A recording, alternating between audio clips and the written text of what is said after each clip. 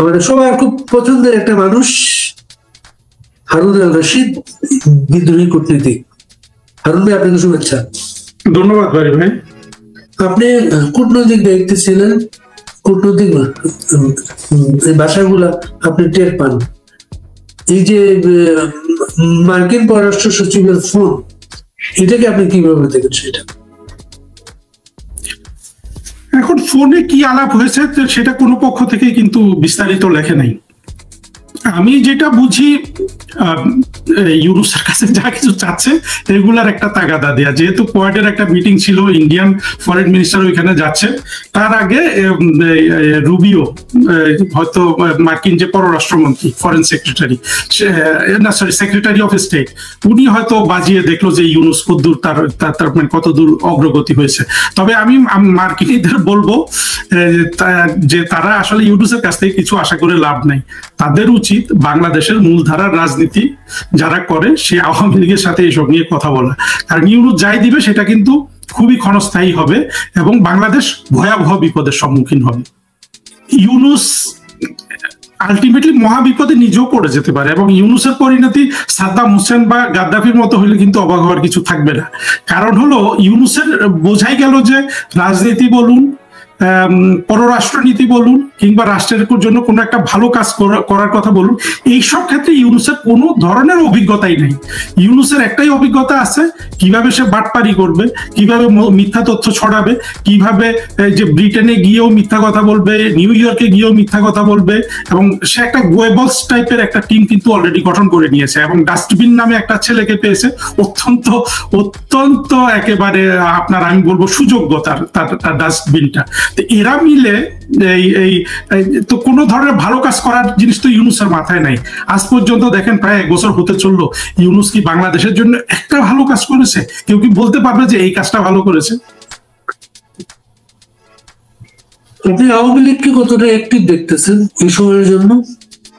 আমি তো তেমন অ্যাক্টিভ দেখছি না, কিন্তু আমার যেটা ভালো লাগে আওয়ামী লীগের যারা গ্রাসরুট লেভেলের যারা সমর্থক, যারা ছোট ছোট অঞ্চলের নেতা, তারা কিন্তু যথেষ্ট, তারা একেবারে বসে আছে একটা মাত্র নির্দেশের অপেক্ষায়। শেখ হাসিনা যেদিনই নির্দেশ দিবেন, আমি যেটা লিখেছিলাম, ওরা গিয়ে ঠিকই কিন্তু এই ইউনুসকে যমুনা থেকে বের করে নিয়ে আসবে।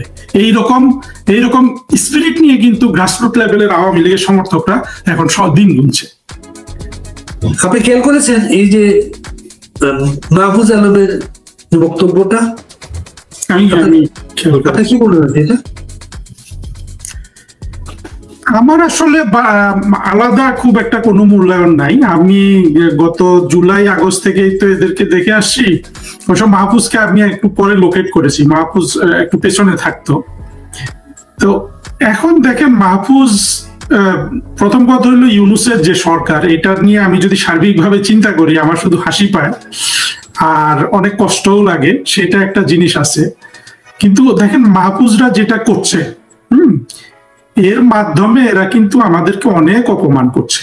বাংলাদেশের মুক্তিযুদ্ধ, স্বাধীনতার চেতনা, আমাদের যে সংগ্রামের দীর্ঘ ইতিহাস, সবগুলো জিনিসকে 24-এর এই জঙ্গি উত্থান দিয়ে এই ইউনুসের যে রিসেট বাটনের কথা আমরা শুনেছিলাম, সেটার মাধ্যমে, অর্থাৎ সেই রিসেট বাটন এখনো কার্যকর করার যে তাদের যে স্পৃহা, তাদের যে ইচ্ছা যে রিসেট বাটনটাকে তারা কার্যকর করবে, আসলে মাহফুজের এই পোস্টগুলো, এই কথাগুলো আমি সেভাবেই দেখি। আমাদের প্রথম কথা হলো যে আমাদের প্রতিটা সংগ্রামে সে সেখানে নিয়ে এসে যে কি তার মূল কথাটা ছিল যে সেগুলা সব মব ছিল, ফলে এখন মব হতে অসুবিধা কোথায়, এটা ছিল একটা তার বক্তব্য।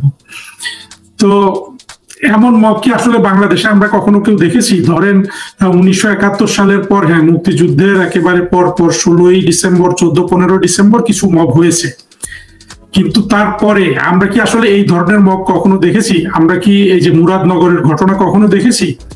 আমাদের সামনে এগুলো কোনোটাই আসে নাই।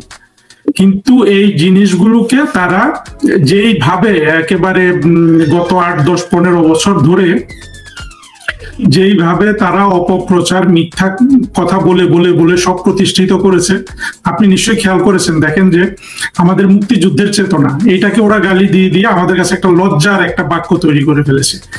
আমাদের গণজাগরণ মঞ্চের আন্দোলন, সেটাকে তারা শাহবাগী বলে গালি দিয়েছে। এমনকি শেখ হাসিনা সরকারকে ফ্যাসিস্ট বলে বলে বলে বলে, হ্যাঁ, একেবারে সত্যি সত্যি ফ্যাসিবাদ কায়েম করে ফেললো। কি অদ্ভুত ব্যাপার না?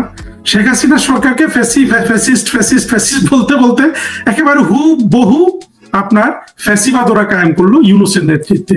এবং ইউনূসের ফ্যাসিবাদটা কিন্তু আপনি নিশ্চয়ই জানেন, ফ্যাসিবাদ তো শুরু হয় ইটালিতে মুসোলিনি দ্বারা, তারপরে এইটাকে কিছুটা এটারই একটা সেটা ছিল, তারপরে হিটলার এসে তাকে অনুকরণ করে একইভাবে সে রাজনীতি চালু করলো।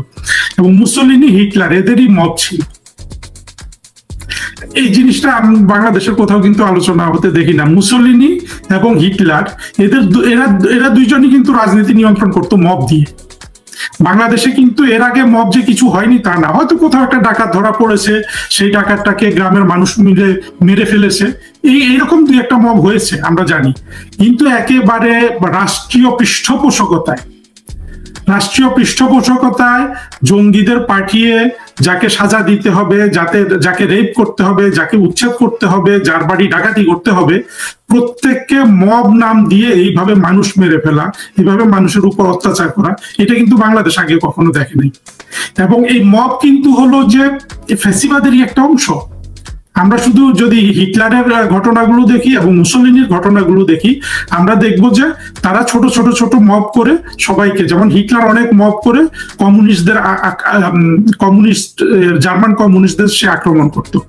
হ্যাঁ, এমনকি সে মব করে এটা অনেক বড় ঘটনা আছে, জার্মানির যে পার্লামেন্ট সেখানে একটা আগুন লেগেছিল, সে আগুন কমিউনিস্টরা আগুন লাগিয়েছে বলে এই কমিউনিস্টদেরকে হিটলার অনেক মব ক্রিয়েট করে অনেক কমিউনিস্টদের মেরে ফেলেছে। আজকে বাংলাদেশে আমরা সেটা দেখছি। তাহলে দেখেন পুরো জিনিসটা আমি আরেকবার বলি। প্রথম কথা হলো, ওরা আমাদের মুক্তিযুদ্ধের চেতনাকে গালি দিয়ে দিয়ে এটাকে একটা লজ্জায় পরিণত করে ফেলছে, যেন মুক্তিযুদ্ধের চেতনা কথাটা বলে আমাদের জন্য লজ্জাকর হয়ে দাঁড়ায়।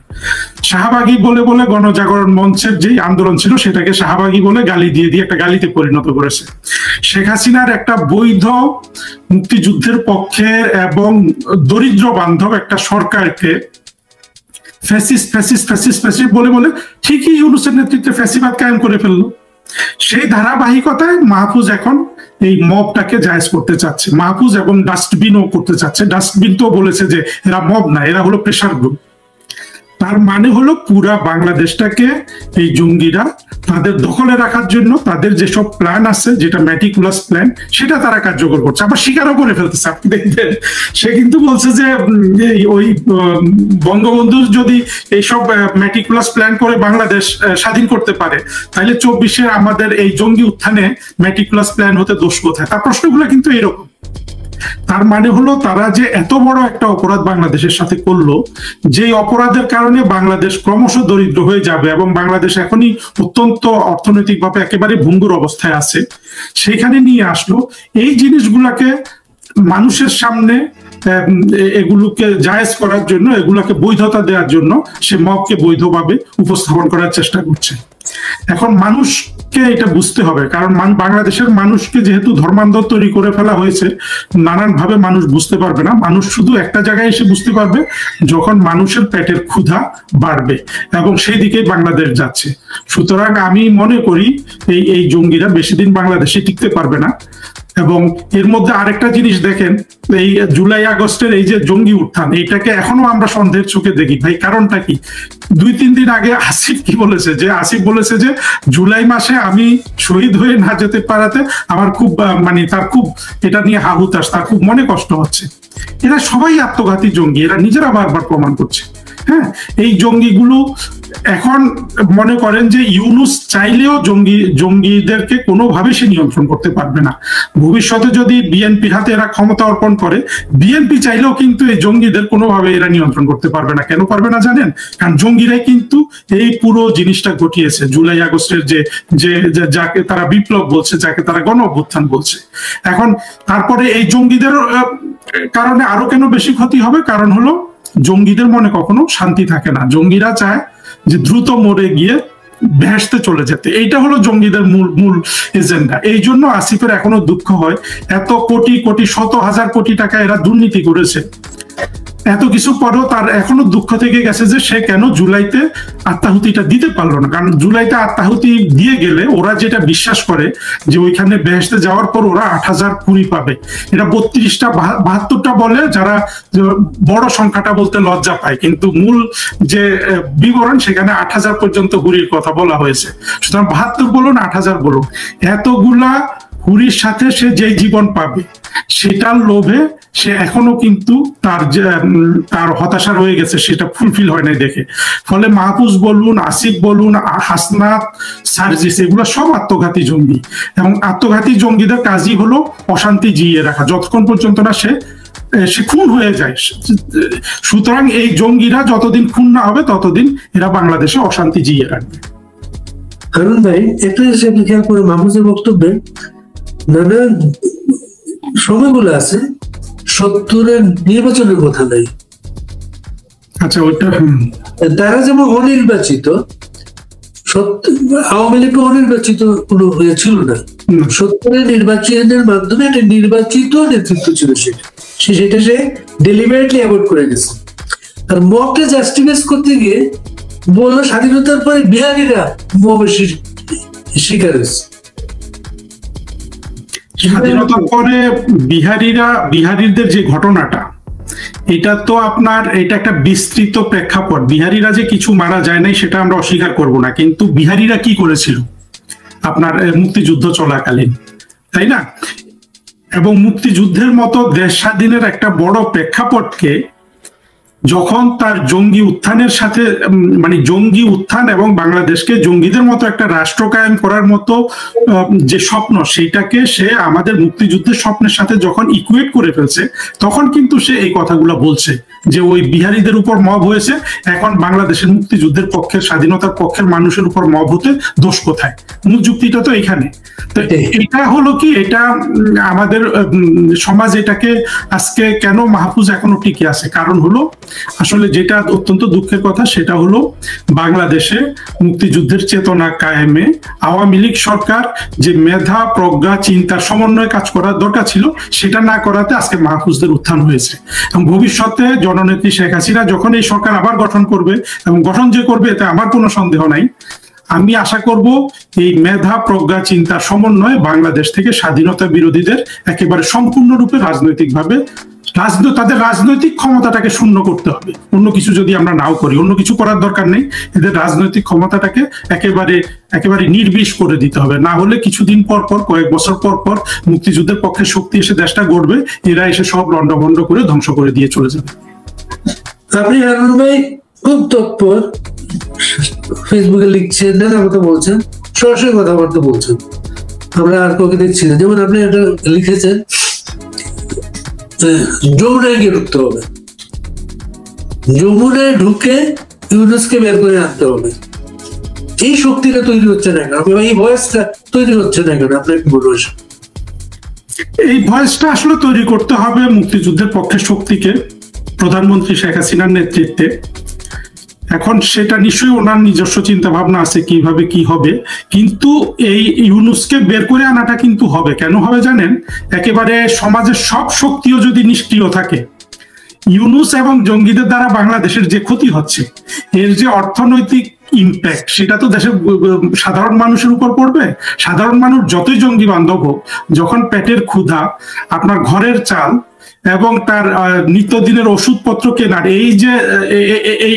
এই কাজগুলো করার জন্য যখন তার হাতে কোনো টাকা থাকবে না, তখন সে অনেক বেশি রিয়েলাইজ করবে।